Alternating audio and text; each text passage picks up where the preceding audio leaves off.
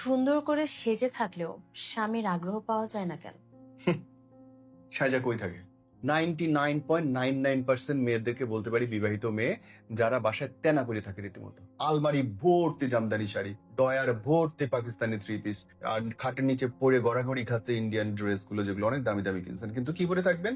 Chat chat করতেছে, ছিঁড়া গেছে বিভিন্ন জায়গায়, এই পরে থাকবেন।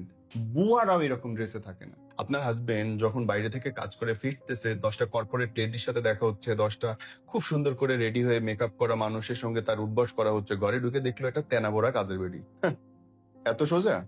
এত সোজা নিশ্চয়ই আকর্ষণের কেমিস্ট্রি না, এটা হওয়ার কথাও না। আপনি বলবেন যে হ্যাঁ, আমি তো 1 মার্চে 1971 সালে একবার পরে ফেলাইছিলাম শাড়ি, কি সুন্দর করে বসেছিলাম, আমার হাজবেন্ড আমার তাকাই নাই। আরে ভাই, 365 দিনের মধ্যে আপনি 65 দিন সাইজা বলবেন যে আমার প্রতি গুরুত্ব দেয় না কেন? ওই 300 দিন কই গেল? It's a practice.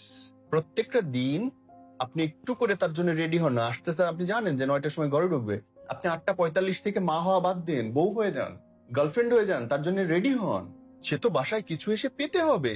সে বাসায় ঢুকে দেখতেছে গদগদ করে ঘামতাছেন, পাড়ার মতো গা দিয়ে গন্ধ, আপনাকে কেন আদর করবে? কোনো কারণ নেই তো। কারণ তৈরি করেন, এবং একদিন না, অভ্যাসটা বারে বারে করেন।